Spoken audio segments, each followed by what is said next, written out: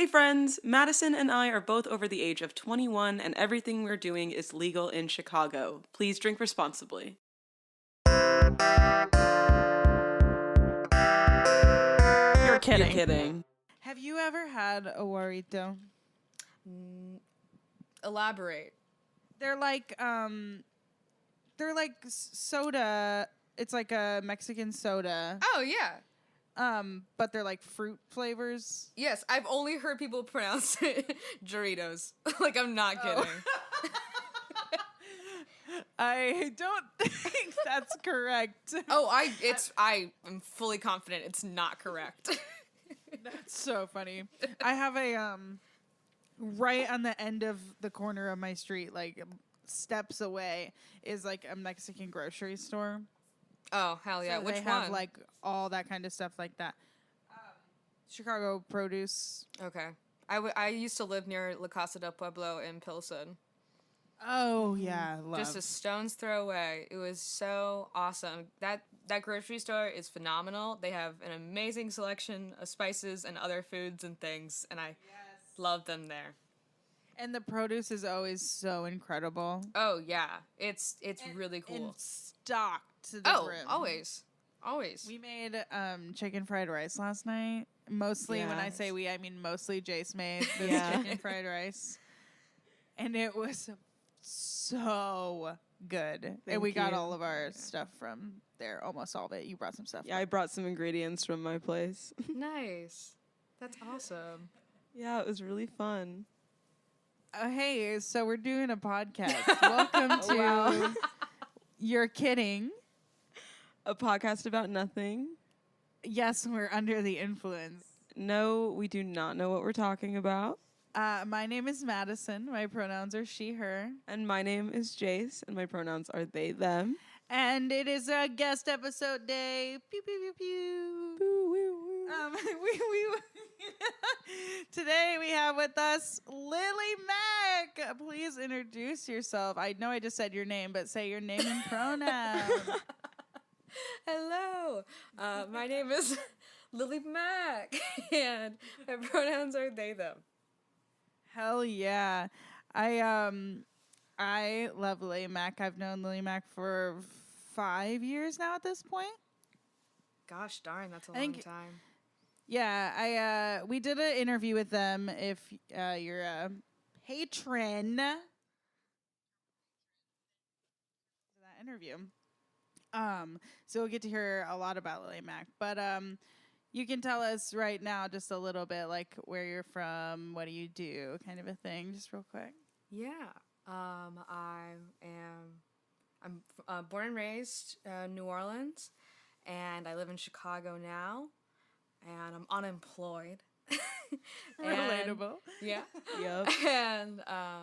And during the winter up here, and I guess my larger goal is to do theater and art and music and really anything that comes my way with great people. Hell yeah. Lili Mac makes incredible art. You are literally so talented. I just want to say. Sweet. Yeah.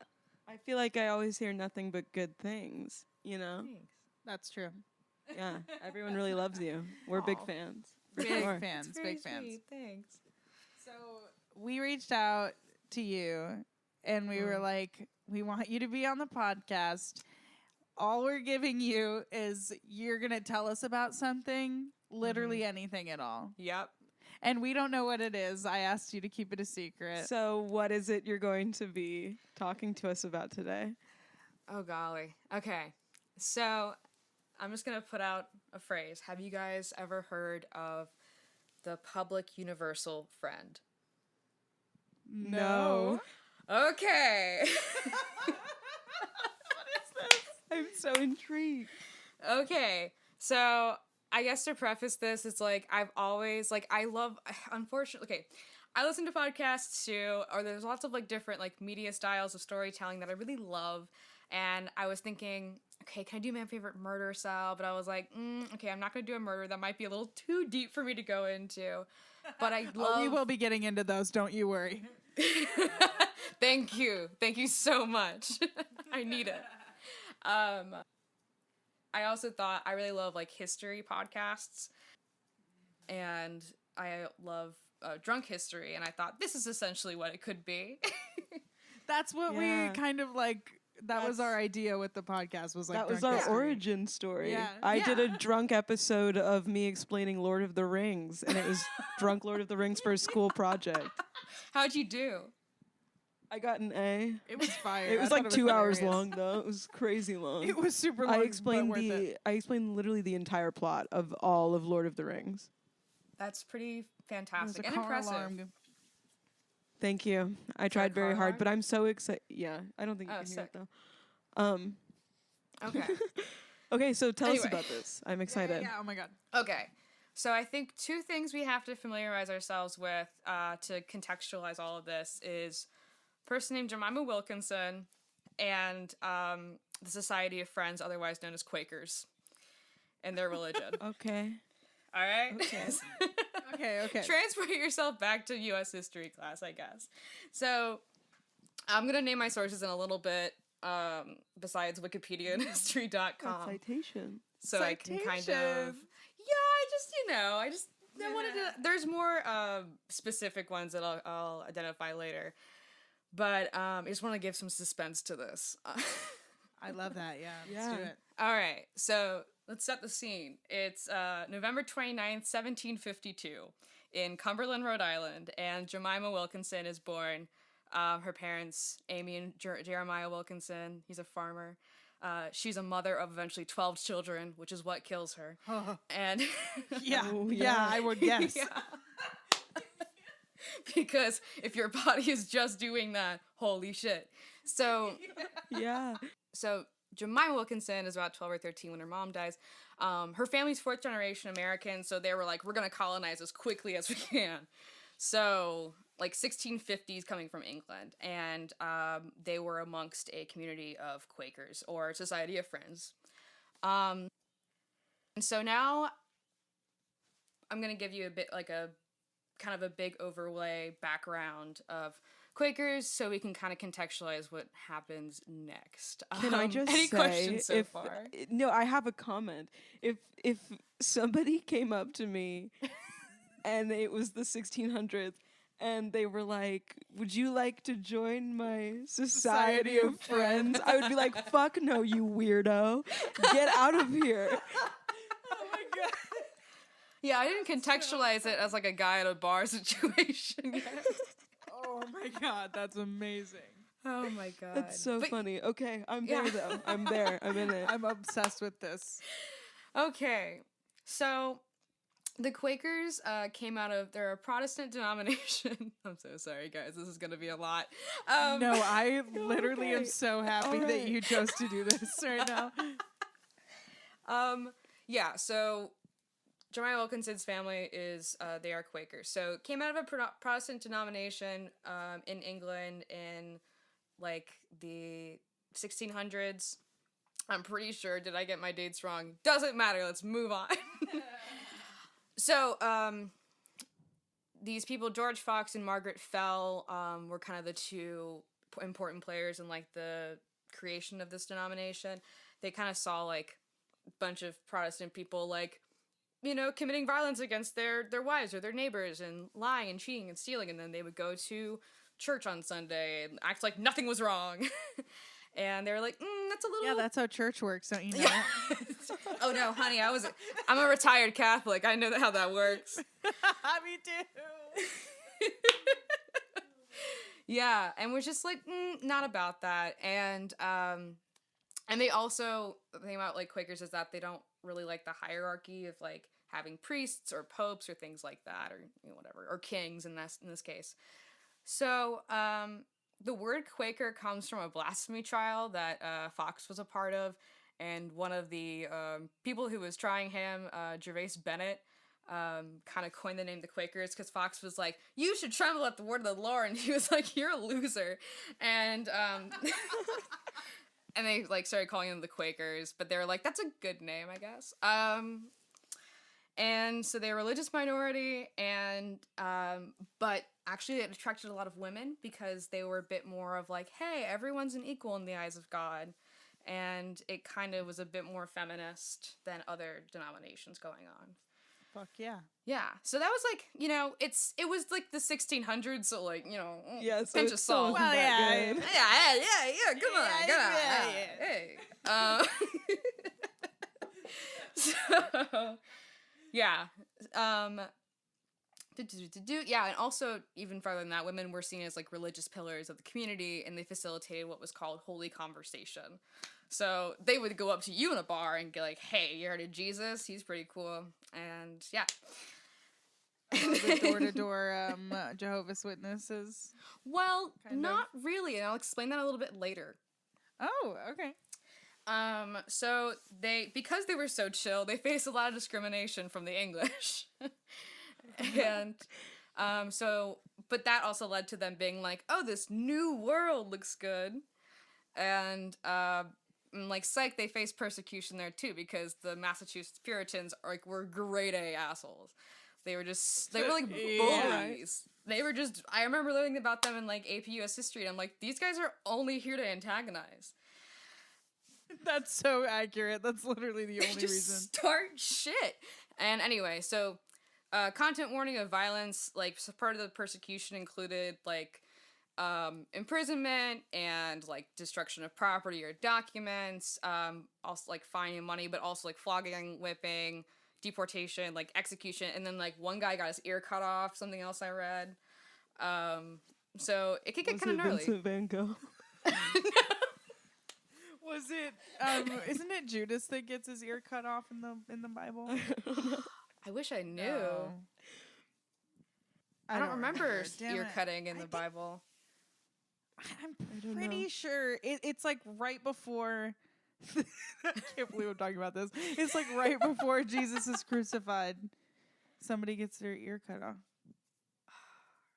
God, Anyway. that's I literally spicy. could not tell you, dude. I don't know a single thing about All right. it. So, Anyway. Eventually people kind of chilled out. You know, England made it legal to be a Quaker in 1689 with the Toleration Act. People started to recognize that Quakers were, like, really cool people, but not only that, they were really good business people, and it's specifically in the colonies because they were barred from holding a lot of, like, positions of academia or, like, entering academia, so their professional careers were much more, like, economically based, like iron and steel and pharmaceuticals. But since they were, like, such, like, devout, you know, like, they were very truthful, they were, you know, like, they had a lot of integrity and philanthropy even, so people were, like, okay with doing business with them and knew they would probably not get screwed over. They, you know, built schools and hospitals and asylums for people, and eventually they opposed slavery, and I say eventually because, like, yeah, it's like, you know. Yeah, I hear you. And also because of the business aspect of, that was some of the origins of their success, is that, you know, so much of the economy, like, when the Americas were colonized, was really dependent upon slave labor. And so in the 1680s, the discourse amongst the Quakers started to happen, like, is slavery, like, moral? You know, should we be allowing this? And then by the 1750s, pretty much everyone in the Quaker faith, like, rejected slavery. So was it quick? No. Did it happen a lot sooner than a lot of other people? Yeah, and it was the first Western organization to ban slaveholding, like, in the entire Western Hemisphere up until that point. So, good for y'all for eventually getting there, I guess. So, Good for you for eventually. That's Jesus. But then, like, you know, I think later on they kind of did their thing. A lot of Quakers were instrumental in helping the Underground Railroad system, like, work to help emancipation. So, yeah. So in terms of today, there's about 300,000 Quakers globally, and more than half of those Quakers reside in Africa, oddly enough. And I think behind that is, like, the US and the UK. And their value tenets are equality, justice, truth, peace, simplicity, and sustainability. A fun fact is that you can be a Quaker but also another religion. They're open to that. Like, you can be, like, Muslim and a Quaker, or you can be, you know, Jewish and a Quaker. Like, Maybe we should become Quakers. Is there anything weird about them? Yeah, like, is there, is like, it a kind of vibe? weird? I feel like there's like a twist, you know? there has to be a catch. There's gotta yeah. be. I think, well, not really nowadays, but like historically, they were very chaste, What's that? Sorry. No sex. celibate, Oh. Incels. and not a lot of You might swearing and say. not a lot of drinking. So I couldn't. yeah, nah, not us. Not us. Sorry, this Quakers. single podcast has demonstrated none of us are strong enough to be Quakers. Yeah, definitely not. Yeah. But some of my favorite things about Quakerism is that, like, prayer gatherings, like, you all sit in a square or a circle and you face each other, and it starts in silence, and then it essentially starts, like, in silence, and once someone enters the space, it's very, like, viewpoints, and Very theater, yeah. very theater, and you just all sit and, like, facing each other, and then you just sit in silence, and you just kind of think, and then once you're, like, moved to say something, you just stand up and you say it. That's theater school. Yeah, that's literally theater foundations. I think I've been in that class. Maybe we are Quakers. Yeah. And then it ends once, like, I think, you know, they probably sussed out, they checked the temperature of the room and that everyone wanted to express what they wanted to express. And then it ends by two Quakers shaking hands. All Just right. two of them? Yeah, Not just all of two. them? Like, any two. How do they pick them? All right. So like, what if two groups of two go to shake hands at the same it's time? You know what really gets over. me is Catholic people talk about how when you're younger, you try to sit next to the cute boys so that during the Our Father you can hold hands. So for Quakers, you would have to rush to the middle to try to get the cute boys' hand. Shake their hand first so that. Just dart across the That's so room. funny. Oh my god. Do you think they ever had like an awkward situation where like six I'm people tried to sure. shake hands at the same time, and then they were like, "No, like Tim, you choose," you know? I'm sure it happens a lot. It has to. Me saying I'm sure I don't know anything about it. Oh my god. I'm just imagining all the sweaty palms. You. I'm so sorry. It's also just like so true, though. strange about talking about physical contact with people nowadays. Yeah. yeah. Oh my god. That's Not so to sad. pivot I love to physical that. contact. On a Yeah, on a more upbeat note, I guess. Some famous Quakers include John Cadbury, the guy who invented Cadbury chocolate. Oh, Yummy, really? That's yummy. good. Musicians Joan Baez and Bonnie Raitt. Actors Judi Dench and James Dean. No Dame way. Judi Dench. Dame Judi from, Dench. from Cats, from the Cats movie. And then the cherry on top, two of the worst U.S. presidents, Herbert Hoover and Richard Nixon. Okay, so that's the long-winded Quaker overview. So back to Jemima Wilkinson. So she's raised a Quaker in a Quaker family. She has a rebellious teenage stage where she goes, I'm not a Quaker anymore. I'm gonna worship with the New Line Baptists. Like, that's her fuck you to, like, mom and dad, I guess. And they... Fuck you. I'm going to still be religious, just in a different place. Yeah, absolutely.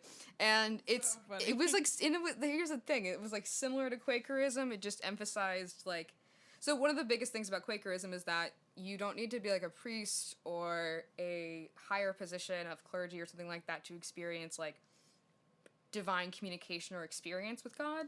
Like any one person can experience like the Holy Spirit coming through or what have you. And for those who are not listening who are not like Christian, it's like Father, God, Son, Jesus, Holy Spirit. And the Holy Spirit's supposed to be like something that can here's my Catholic school like religion classes coming out.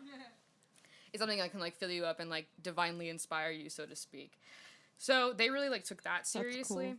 But the New Line Baptists were like, it's more of an individual thing than like a community based thing, and her parents were like, get out. Yeah, so she's disowned by the family a little bit, and then also like the community. And then it's 1776, and she's 23 years old. Oh, 17. No. 17. We've had so many episodes with Hamilton references in them. I'm so sorry. I just recently watched it because it's on Disney Plus. Yeah, I'm sorry too, Madison. I hadn't even thought about it in years, and then they put it on Disney Plus, and I was like, okay. We're back at it.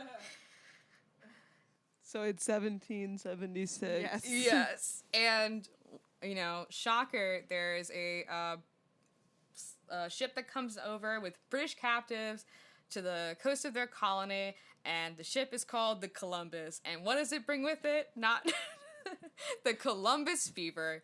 And it's probably typhus, and Jemima is infected. So she gets ill on October 5th, and by like the 10th, the family is like prepping for the worst. They do not think she's gonna make it. And then in the early hours of the morning, the fever breaks. But here's the thing. The person in this sickbed is no longer personality-wise Jemima. The person in Jemima's body claims that she is dead. Her soul has gone to heaven. And in this place, the new person is a divine spirit that was neither male nor female, to be known as the public universal friend. What? Whoa. That's so interesting. The first non-binary person. I'm just kidding. Don't cancel me, I'm just kidding. So what had happened was... Oh my god, that's literally so cool. Wait. So apparently, there's a lot of discourse. There's a lot of people thinking different things. So, according to what Public Universal Friend was saying, is that when Jemima was within the days of the fever and unconscious, she saw two angels, quote, with golden crowns upon their heads, clothed in long white robes. And they were basically saying, hey, we need you to save these lost sinful souls. We need your body to do it, so your body can serve as like an instrument of God before the apocalypse, and so you can like spread God's word and like be a messenger and a prophet. And Jemima, and they were like, "Are you on board, Jemima?" And she was like, "Aye, aye," and like sent her soul to heaven, gave up her body, and Jesus take the wheeled it, and then the public universal friend. That's amazing. Kind of took over the and driver's did everyone seat. believe her? Did everyone believe the universal friend? Yeah. To varying degrees, but I think an impressive amount of people really did. And this is because that they were really insistent upon not being called Jemima or referred to as Jemima. And just for a little, so why they're called the public universal friend is because a public friend within Quakerism, also known as a society of friends, was a role. It was like a traveling preacher, so to speak. So this public universal friend was like, I guess, a step up, a level up of that. And to be clear about pronoun usage and just, navigating this person's identity. So with respect to the public universal friend and the conveyed truth of their existence, which is that it's not Jemima becoming non-binary kind of thing as we kind of contemporarily know that thing to go. It's this, it was like a personality change, as in a completely different person inhabiting that same body. So Jemima would be using she, her pronouns for that, if we're referencing Jemima. And then for public universal friend, they didn't have, they, them pronouns and non-binary pronouns and language, of course, as it was 1776. But based on how we conceive it to be, I'll be using they, them pronouns for public universal friend. So it's when I say Jemima, I'm not trying to dead name any one person, because it's seeing it as a separate person. Yeah. Yeah, that makes total sense. Yeah. And then if you choose to do any more further research on your own, anyone who's listening, there's going to be a lot of discourse on what are the right pronouns to use, and some of those reasonings are shitty. So just be prepared. I'm for sure that. there's lots of bullshit on there. Yeah. Yeah, and it's just because some people who chose to write about it didn't really choose to recognize the queer aspects of it as fully. So, Yeah. All right. So yeah, refused to respond to Jemima Wilkinson, even if it was close friends or family saying it. Like, they would chastise people, even just like, stop that. And so if someone were to be like, is Jemima Wilkinson the name of the person in front of me? They would quote a Bible verse, which is Luke 23:3, quote, "Thou sayest it," which was just a way of saying, if you say so. Okay. And yeah, insisted on gender-neutral language, however, that kind of operated in the limitations of the time, and also purposely dressed in ways that blurred the lines between male and female appearance to solidify the signifying of the thing, the semiotics of it all. So they wore black male clergy-like robes with petticoats, like female petticoats underneath. Their hair was long to their shoulders, like auburn ringlets. They wore a men's broad-rimmed hat, accompanied with women's colorful scarves. And to dissenters, they would say also, "I am that I am." That's so cool. I resonate with that. Yeah. That's so interesting. Oh, and just I can't believe I've never heard of this.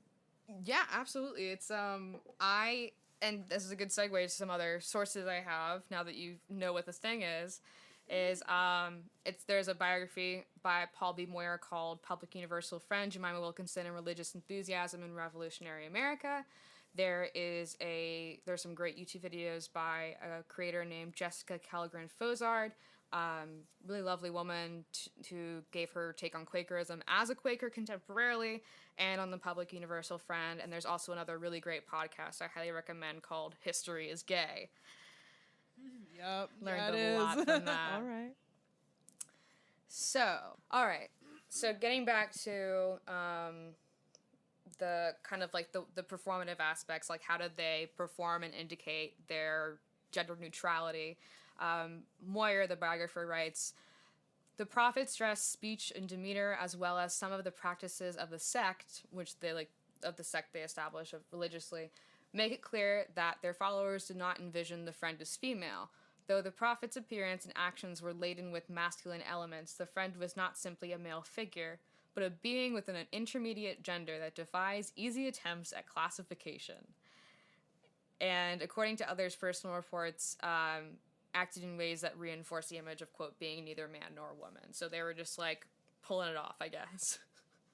Yeah. That's so interesting. I wonder, is this like a new religion they were trying to create, or is this like a Quakers Assemble sort of situation? Quakers Assemble. I'm just imagining like a Marvel comic style, just like about Quakers. That's exactly what I was thinking. I'm wondering, was it like a separate thing, or was it like Quakers were following them? Well, when Public Universal Friend like came to in this body, they were like a week later, like the next Sunday, they were like, I have to preach the word of God that God gave to me, which was not very like new, so to speak, but just had another angle on it of like, I'm a genderless spirit / prophet-ish kind. Well, they never identified as a prophet, but they did acknowledge that like their existence was because of God in a very active way. And basically the message was like, don't sin, repent, and there's going to be a golden age before there's also an apocalypse, essentially. And we're very close to it. Are there any theories as to like what they were talking about, or was everyone just like, okay, that didn't happen? Mm-hmm. Well, I mean, it wasn't too far from Quakerism what they preached. It was just a little bit more radical in terms of gender equality. Was really propping up the role of women in the community and like the responsibilities and roles they could have. But beyond that, it was like not too out of the box from what people were already following, which is interesting. Yeah, but like the apocalypse stuff. Oh, people took people those things as pretty face value. Yeah, but like I wonder what the apocalypse in reference, was it just like an apocalypse in reference that just never occurred, or is it in terms of like, do we think we're in it now? Is that what you're saying? Do they? Well, not like now, but or have or like I don't know. They think like the 2008 fucking stock market crash or whatever? Like, do they think that was the, like, what is, are there theories as to what the apocalypse was being prophesized? Like, what it is? It wasn't very, like, it was it's a specific, let me find the word for it. Or was it like in Christianity, how they envisioned the apocalypse of, like, it's very much Like everybody along dying. the Christian Yeah. idea of the ends of times. so kind like of like thing. flames sort of Yeah. apocalypse Yeah, energy? brimstone, Okay, so, that kind of alright. thing. Probably meteorites. Okay, Yes. heard. So it's not like Love, sort of yeah. like a vague thing. It's Yeah, like a very absolutely. specific Natural apocalypse. disasters, things like that. Like nature getting all weird. It's like, I wonder if they thought like a historical event. Yeah, no, totally. Yeah. Yeah, it was part of like a religious line of thinking called millennialism or millenniumism, and which is that not this shit. Jason went, What? That was the idea is that it's not just like, I think the way I've perceived apocalypse is that life is going on as it does and then like boom, apocalypse. It's like there is a period of like paradise essentially, and then there is an apocalypse. oh. Yeah. So it's like you get your good moment and then you're done. Yeah, and then That's you're it. done. So, but I mean, like, she starts making that. First, she starts, like, like, she starts, like on the stand-up comedy circuit. Like, she just, like, tries, she's going to different town squares and trying her material out. And then she gets fans. That's amazing. I love that. So her fans were just like, were they mostly Quaker, or were they just like people, or were that they got?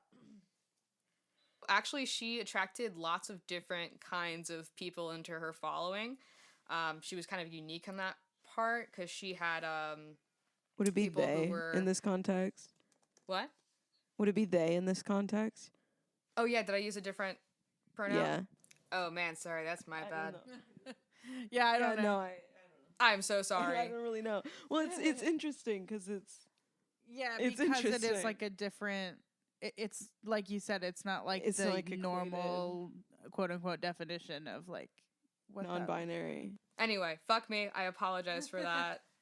So the members were people that were like, first it started with family members and people that were in the immediate community that got on board with what they were saying.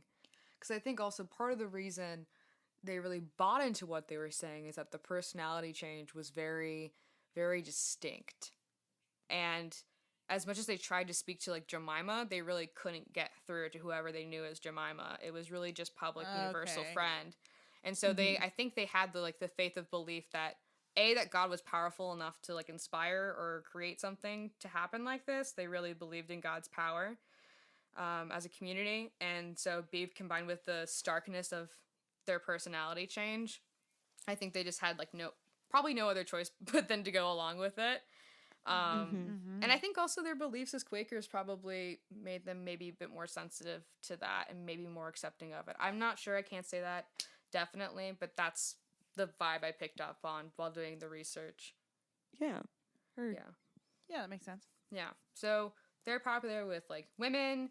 They're popular with the poor. They're popular with a lot of like more wealthy people, including people in like higher positions of power, economic elites, intellectuals. I think some I forgot to write it down, but a handful of politicians were aware of their teachings and things like that. I think Richard Nixon, Yeah.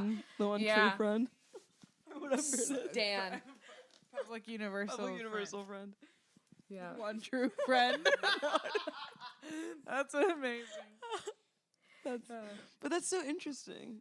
They really had like their stretch. It's surprising to me that nobody was like, they're crazy. Let's put them in a. Was loony anybody bin. really against them? Well, they did receive a good amount of backlash initially. They were a bunch of like Quaker officials in the beginning called them a heretic. Yeah. That's what, because I was like, people back then would totally like do that. Like yeah. witchcraft. Oh yeah. But it also makes sense that people would believe it for the same, for the same Yeah. reasons. Yeah. Yeah. I mean, it was also like thinking about it, it was in the middle of the American Revolution. And I think that's a stressful time, and a lot of people were willing to believe kind of anything that made them feel better. Yeah, heard. Yeah. I mean, and they ended up, establishing like churches or like communities in Rhode Island and Connecticut, Massachusetts, Pennsylvania, or at least like followings in those areas, if not real tangible communities. But they actually ended up being able to establish a community, a commune, if you will, a utopian commune, if you will, in upstate New York in 1788 by pooling the money and resources of the following to kind of come together. And they were some of the first like independent communities to actively like trade with Native Americans in a way that wasn't like completely screwing them over, but it's also like probably a lot of displacement was going on at the same time. So no interactions with the Native Americans, with, you know, settlers and like colonial populations were ever truly good. So and they were also very dependent upon like charity, gifts, and contributions. So it didn't have like a ton of money. And then at its peak, the population was 260 people. And the funniest thing about that is after it didn't last very long because they were all mostly chased. Was it like a virginity until marriage situation, or is it just like we are all virgins forever? I think it's a bit of both. Oh my god. So it really is the incel community, huh? Yeah. Well, I guess not incel because it's voluntary. Yeah, that's the thing. It's very much a voluntary thing. They thought abstaining from sex was a bit, you can get closer with God that way, I guess. Yeah. I would argue that I don't think incels are really involuntarily not getting. Well, isn't that the whole point, is that like they're called an incel because like no one would sleep with them? Yeah, but because they're like a gross misogynistic person, you know what I mean? So I don't think it's like a involuntary thing, you know. I think that makes their negative qualities are very very much voluntary. Yeah, you know what I mean? But they're not. Oh, I see what you're saying. Jayce. Yeah. I guess that makes sense, but it's a vicious cycle of both, argument. I think. It's just the name is incel, but the thing is they want to have sex and people won't do it with them, so it's involuntary. But these people don't want to have sex and are not doing it, so it's voluntary. You know what I mean? Yeah, no, for sure. I think what Jayce's point is, like, you could stop being a douchebag. And then, you totally want to fuck you, so it is voluntary. And you might get better game when you're not a terrible person. Yeah. You might get pussy if you don't hate women. Agreed. Like, it's not. I don't understand. Oh my god, I can't even get into this. Men are the fucking worst. All right. Okay. And back to Quakerism. Anyway, Quakers. Okay, so and everyone in that community in upstate New York were like pretty on board with the gender neutral language and understanding of it, and they genuinely saw like public universal friend being someone who was neither man nor woman. And they either, you know, in their writings or diaries would use public universal friend, or just more commonly the friend, or sometimes abbreviated PUF, the puff.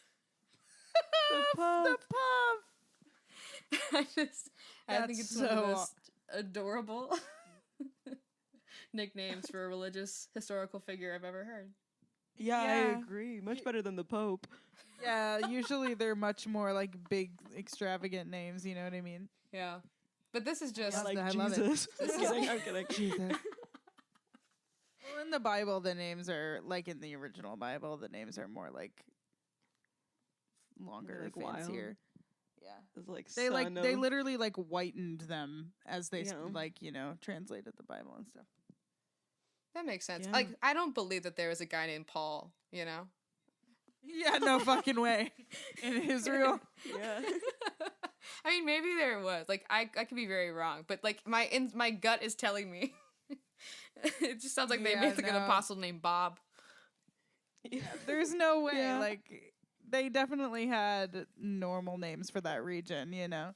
Yeah. And then they just whitened them over time. Some fun facts about the public universal friend was they were extremely clean. They insisted on bathing every day and insisted on very clean clothes, which was not, you know, unheard of, but not average either. Right. Yeah. So good on them, I guess. Yeah, all right. And they also, this is a little creepy. When they took meals, they ate completely alone in the privacy of their room with no one else. Okay. I wonder what like the symbolism of that is. Yeah. Are they just like, I need a break from y'all for a minute? I just really need to not be around you for a sec. I guess. Yeah, I mean, some people see Public Universal Friend as a cult leader a little bit. So, Were they it doing might be that weird whole, stuff? Yeah. Do they have some weird shady business going on? Who knows? I feel like a cult is like the shady part of it makes it a cult. Right? Yeah, the fact that The fact that they're it's, like, doing crazy evil. shit, but Yeah. this is like seems normal, like normal Yeah. religious-y things. You know, and know what I mean? I was really Normal as any other confused religion. because as I kept researching, I was looking for like, especially within their belief system, I was like, okay, so what is the catch? Like what's the weird thing? Yeah. Yeah, that's exactly what we said. And That's maybe so I funny. didn't delve like hard enough, maybe I didn't do research enough, but every time I've looked into this, like from multiple sources, the closest I get is that some people with contemporarily in their time or historians reviewing the facts afterwards think it's like they're just trying to like it's God, what is it? Like it's a conspiracy, or they're just like looking for attention in a way somehow. Like they're looking to like explore. Yeah, exploitative. Oh my God, extort. Yeah, like they're just trying to like get benefits from the church. Like you get to bathe every day. Yeah, I guess. They just want it to be feel like clean. that though. The way you're explaining it, it doesn't feel No, it like doesn't. You're exploiting. Right. And it's I think I don't know what I was trying to say. exploit. And part of me No, is, I get it. doing You said that. explore. Sorry. Sorry. We just can't get off of this. I have faults, Madison. I'm kidding. Okay, continue.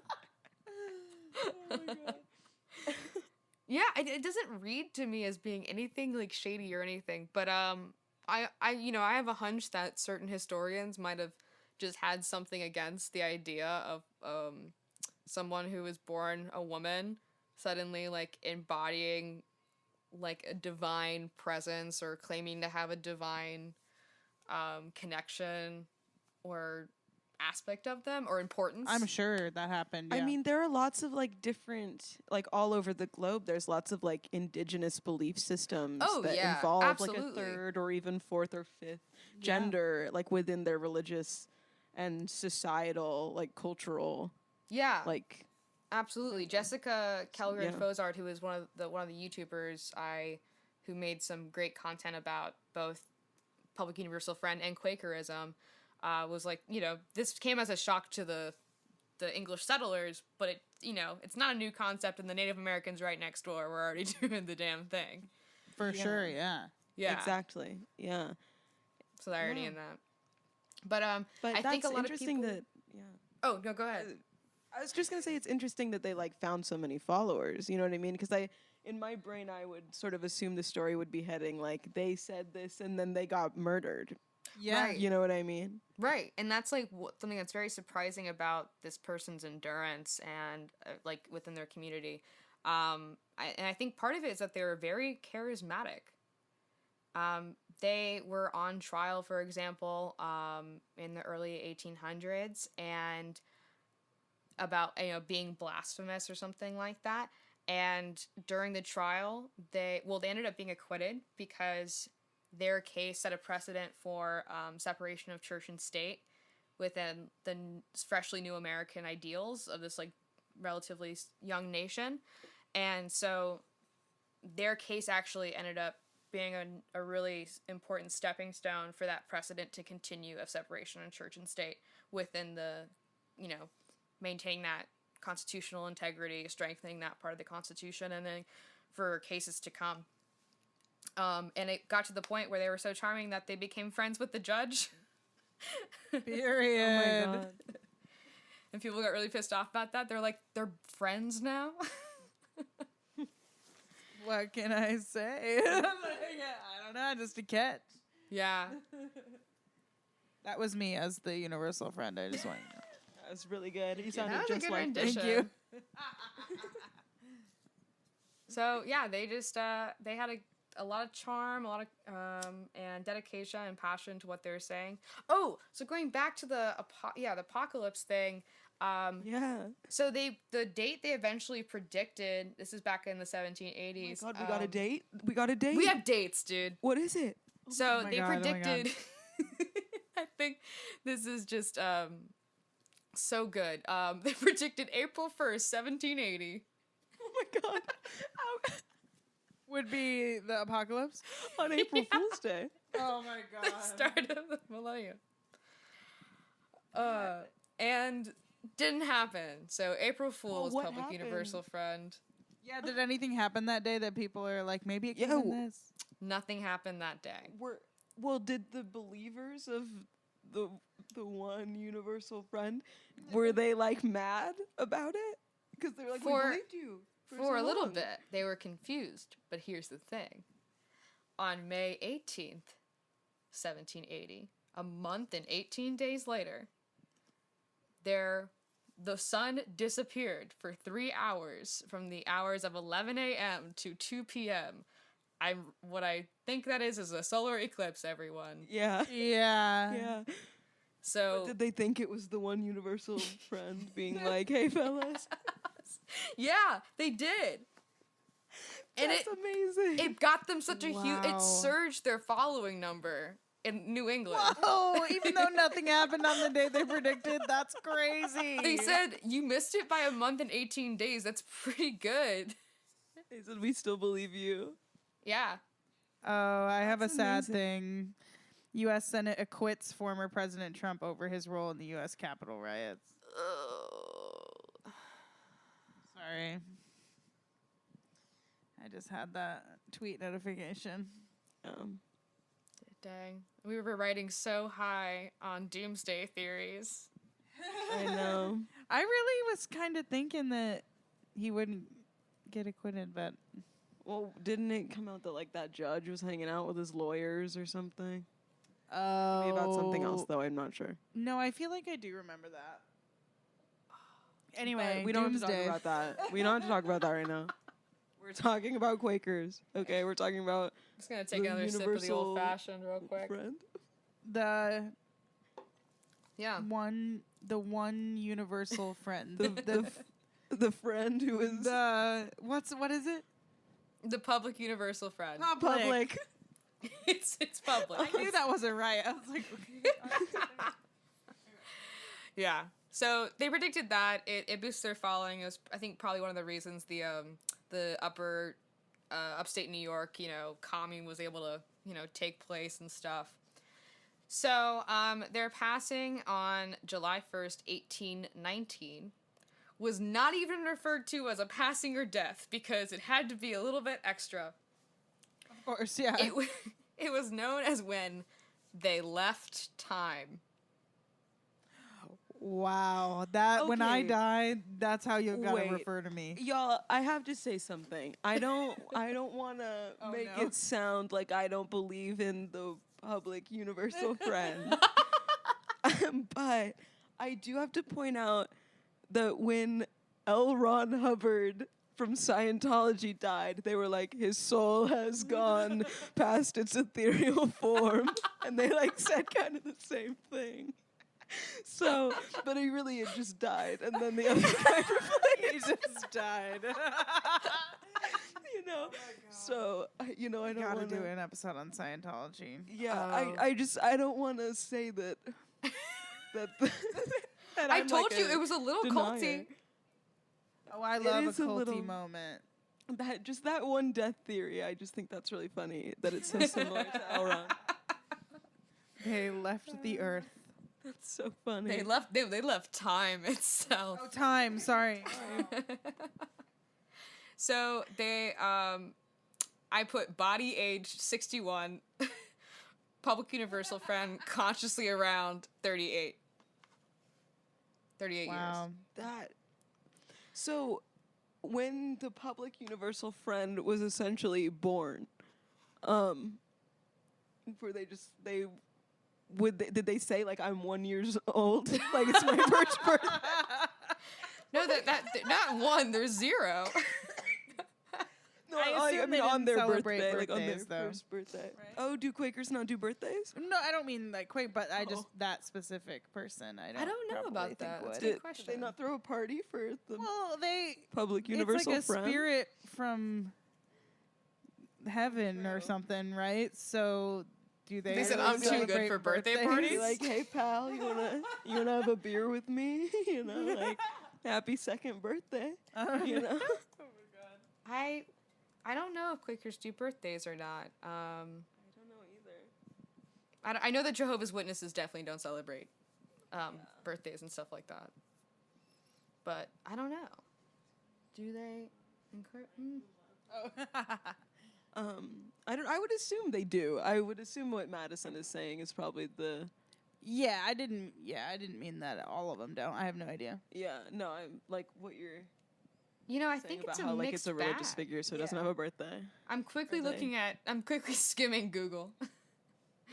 Yeah. It's like 50-50 on Quaker birthdays. I think historically it was like a thing that they wouldn't celebrate birthdays, and then I think as time passed, they were like, we're gonna loosen up a little bit. Yeah, that makes sense. Yeah, I think the Quakers have a pretty chill vibe when it comes to change, and contemporarily Quakers accept the gays, such as ourselves. They support. A lot of them are, adamant supporters of the LGBTQ plus community and abolitionist movements, that they did in the past, and anti-racism movements. So I don't know. I think they seem chill. The Public Universal Friend, their community did not survive very long. So this is getting back to, how a lot of them were chased. Yes. Yeah. So they it just literally died off? dwindled because they just didn't reproduce people Right, in their because they just following. couldn't. Yeah. That's so sad. You'd expect the Public Universal Friend to be like, all right, y'all, get out and fuck for me, you know? Or even if not, get people from outside the religion to come back. Grab your friends with kids, Yeah. bring your friends and their families to me. And It kind of let's all have a reinforces for me religion. how charismatic this person might have been, that they're really That's true, carrying yeah. the weight of everything kind of on them. Yeah, I wonder if they got Wow. stressed out. I wonder if that's why Scientology went bad. Maybe that's why they ate alone every day. Because they were my just, God. you know what? I wonder Sometimes- why that was. Okay, I will say when I stage managed, we have to cut this out. Simply, we must. But I Okay, will say well. I stage managed a show, and it was everybody in the show was really stressing me out at that point in time, and it was just a really stressful experience for me. And I started eating dinner alone because I was like, I don't want to fucking interact with you Yeah, that people makes right now. sense, I'm though. gonna eat alone. So you know what? I kind of relate to the Public Universal Friend very because fair. I needed that dinner time for myself. I mean, yeah, that totally makes sense. But every meal. Was it every single time? It seemed to be the majority from what I gathered. Oh wow. Yeah. I wouldn't want to eat lunch alone Yeah, that's what. unless I'm at home. Oh man. It's like they didn't want to be seen eating. Yeah, was it too I wonder earthly? if that's a religious thing. That's why I was Oh, like, it I like wonder would if it's a good humanize them thing. too much. I Yeah. don't think we've ever seen L. Ron Hubbard eat. I'm kidding. I have no clue.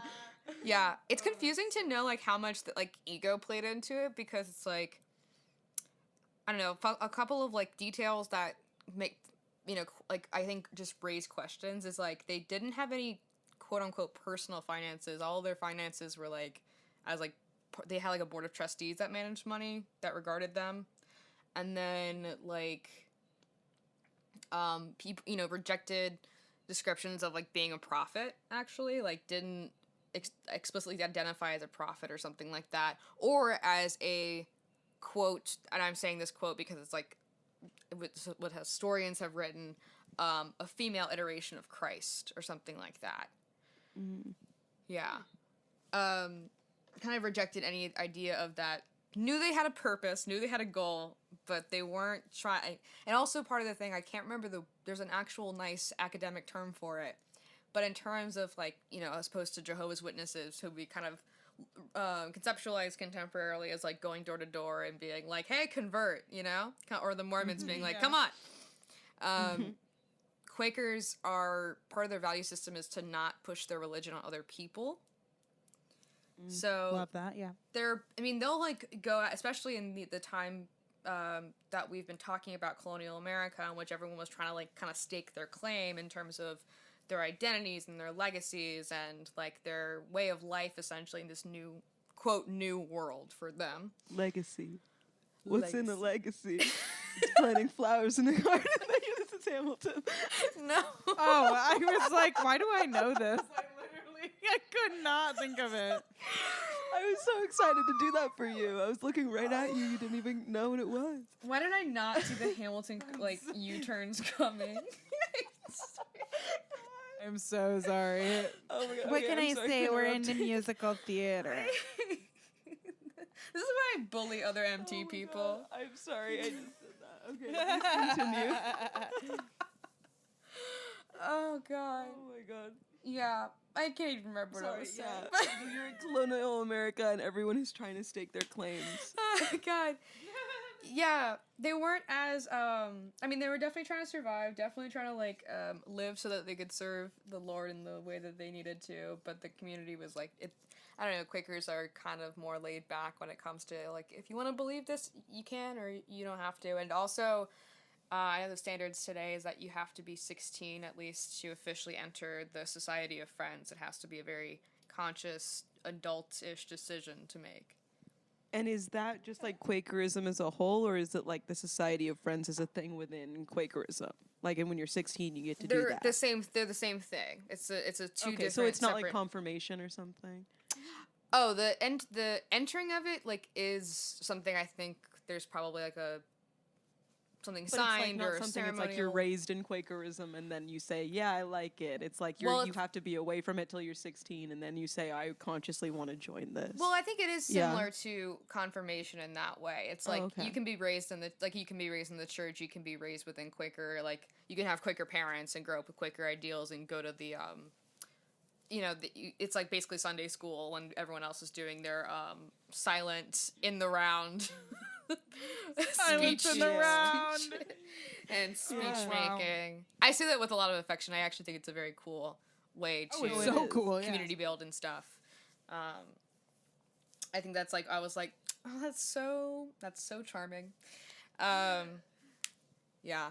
So yeah, like you can be definitely raised, and but in terms of like officially entering the religion, yeah, it's like a confirmation type thing. Very cool. Yeah.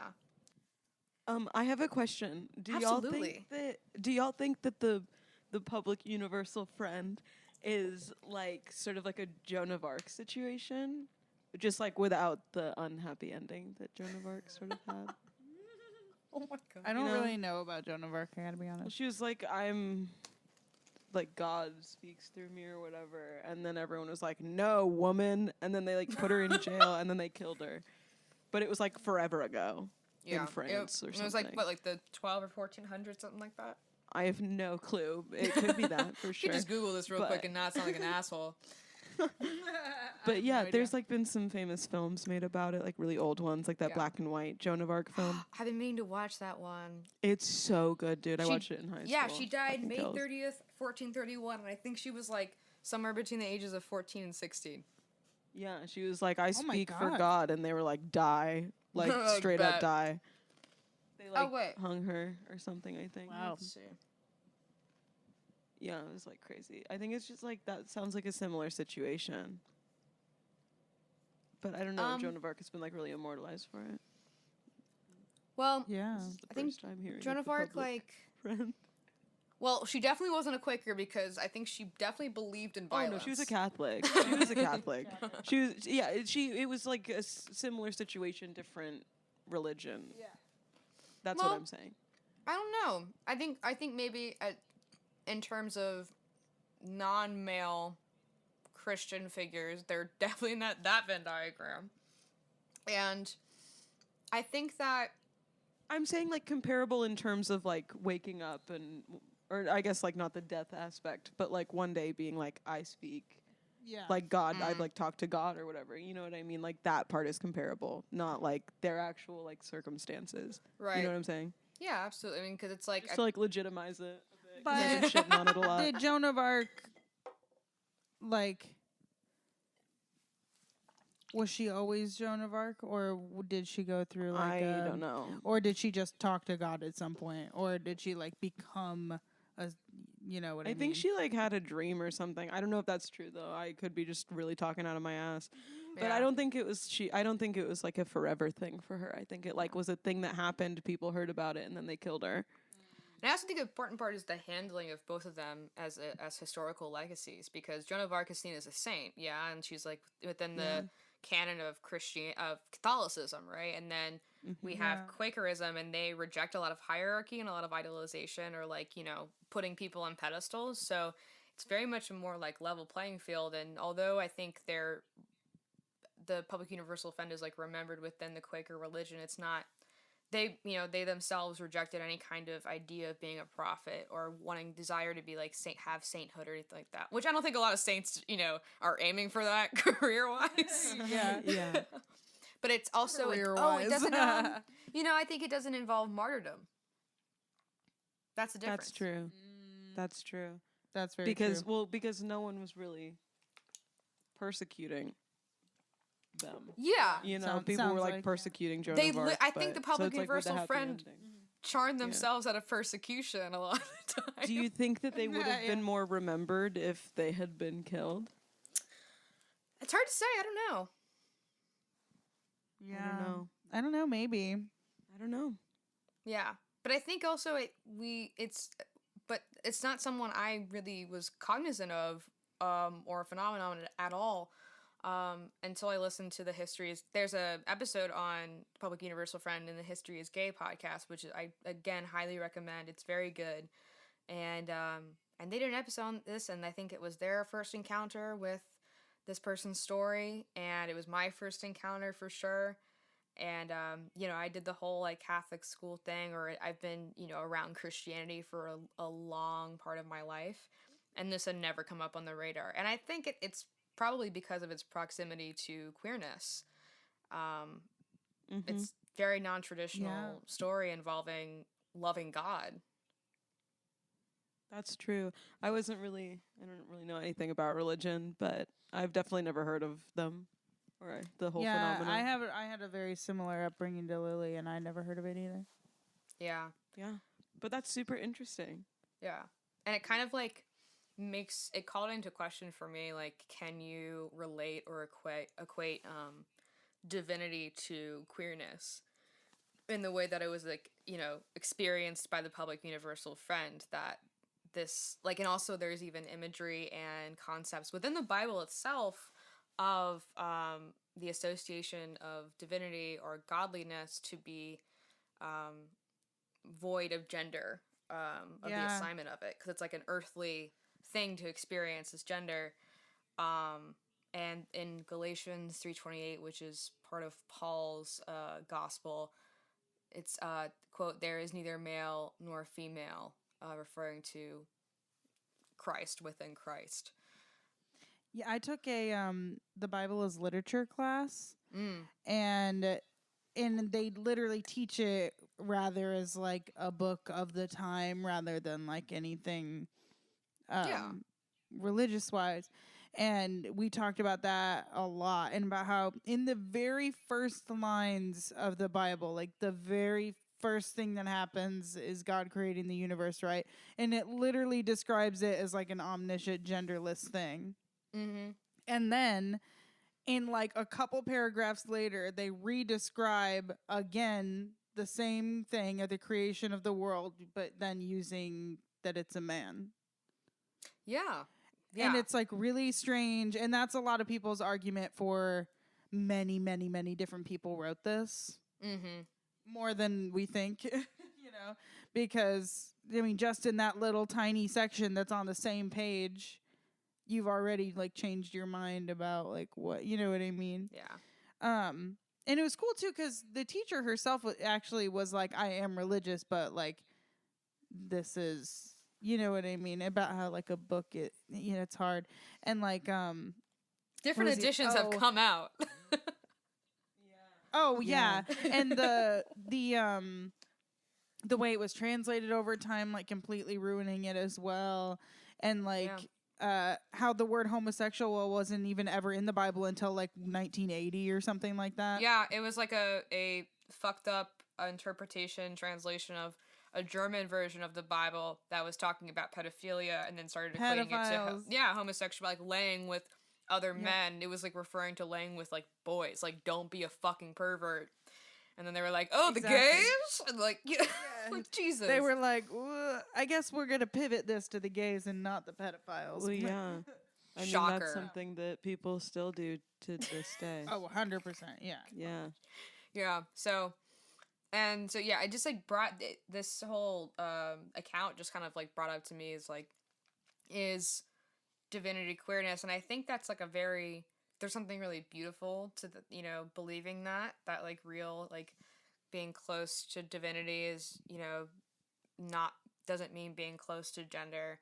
But then also it's, I understand partially firsthand, nothing crazy, but like the community and the history of queer people, religion is not a very happy presence. It's not a very helpful thing most of the time because so much persecution comes out of it. Yeah, I mean, still does. Yeah. In some areas. So yeah. Yeah, so it doesn't. I mean, I separated myself from the Catholic Church when I was about 13 or 14, and I soon I left that Catholic school for like a public co-ed because I was going to all girls school too as a whole thing, and so I finally got to a public school, non-denominational, like co-ed, everything, and I really got to I got to join a GSA, and just a year ago I had been arguing my religion teacher about the paragraph in the religion textbook that says that homosexuality is a sin and you're gonna go to hell no matter how, and she was a dance teacher, she was a ballet teacher, or a ballet dancer rather, and had a That's lot so of wildly male friends inappropriate. who were gay. Yeah. So I was never really adjacent to any sort of religious anything. I really wasn't into that, but I did grow up for a majority of my life in Texas, which is just a very religious area to be in. And I remember in middle school, in my 8th grade English class, we had to write essays debating whether or not gay people should be allowed to be married. It was before gay marriage was legal in most places. And I had people that I knew who wrote essays about why gay people shouldn't be allowed to be married or shouldn't be allowed to exist in society. Yeah. It's absolutely insane. Yeah. I just thought it was really crazy. I think especially growing up in New Orleans, thinking that queerness was wrong when to me New Orleans it's not a very the language or is not very well practiced in New Orleans in terms of queer language and rhetoric or discourse, I think, across the city. But the energy of the place is so kind of amazing and fun. I think suddenly having someone being oh, gayness is wrong, even though it's part of the economy on Bourbon Street. It's just what the hell? Okay. I don't know. Yeah, it just seems very strange to me. Yeah, isn't there a large drag presence in New Orleans? There's it's not as big as bigger cities here in Chicago, or I think it's probably just as big as any other southern city. And there's I think the queer community in New Orleans has a long way to go in regarding racism and respecting trans folks and trans women and stuff like that. But in terms of visibility. But yeah, in terms of drag scene, it's moderately sized. But some really famous people come out of there. Bianca Del Rio was part of the New Orleans drag scene for a while, and but anyway, yeah, it's getting a lot off topic, but it's just